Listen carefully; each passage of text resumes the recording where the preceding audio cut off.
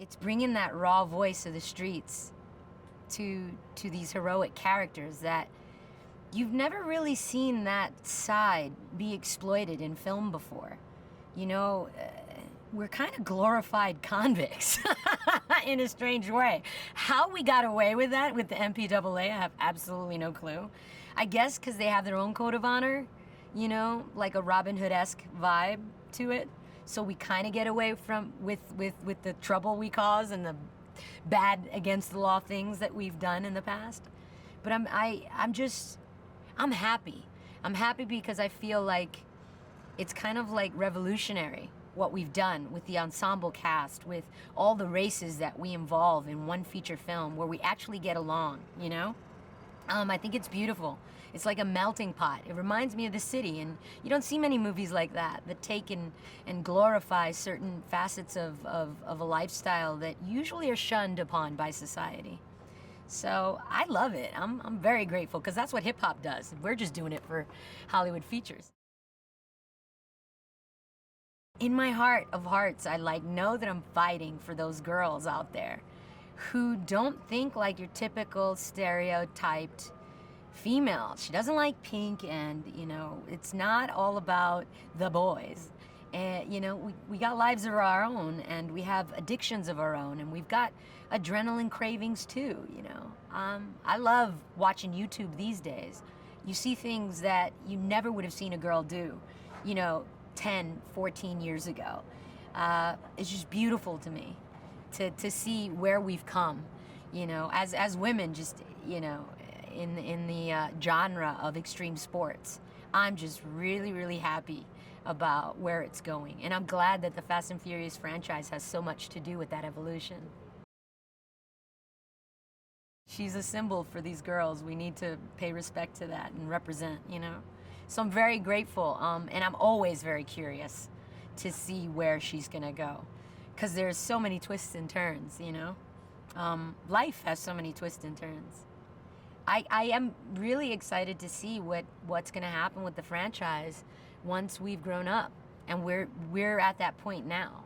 In Fast and Furious 7, you're gonna see people who've outgrown a lot of things. And I think that, you know, there's a whole generation of kids and parents who went to go see these films with their kids, and they're gonna be able to relate. So I'm always excited to bring that to the screen, because the relatability factor with this world of $300 million films and sci-fi, it's pretty hard to get there. You know, there's so much extraordinary things going on with the special effects, and you got robots and Transformers, and you got superheroes in all these movies, that, you know, I kind of, you know, miss those family moments. And that's something that I think all sorts of different races around the world could relate to, and I'm very proud that the franchise stays true to that. You don't even understand, like, how it feels for me, 14 years later, to be pulling back in reverse with the crowd of extras who are all obviously fans, because there's no way that you cannot be a fan of the franchise and be screaming in 110-degree weather while the sun is bearing down on you, take after take, and be showing love. You know, like, they genuinely look me in the eye as I'm pulling in reverse. I'm shooting them with my iPhone so I can post it later. And, you know, they're just showing love, and I can see it in their eyes when they're going, woo, woo.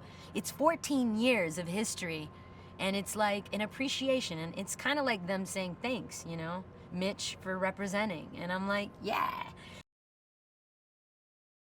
There's only so long you can walk around looking like a grease monkey, you know what I mean?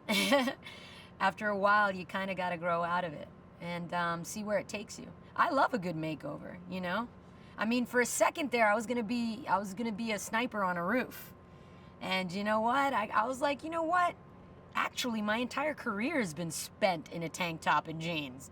Hey, Chris, how about we throw me in a dress? This was an amazing Oh, it was so cool. Yeah, I was really happy about that. I had my girly moment. Definitely had my girly moment. Of course, I had to get bruised up in the process. I think that, you know, the Fast and Furious franchise is a perpetual competition against itself. I don't think there's any other way of describing it, really. So ultimately, we have to one up whatever we did before.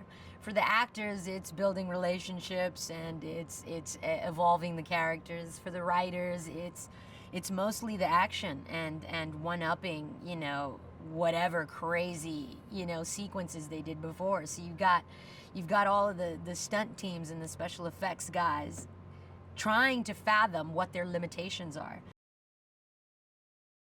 For Fast 7, I think the most powerful thing is going to be the legacy that has been left behind, for everybody.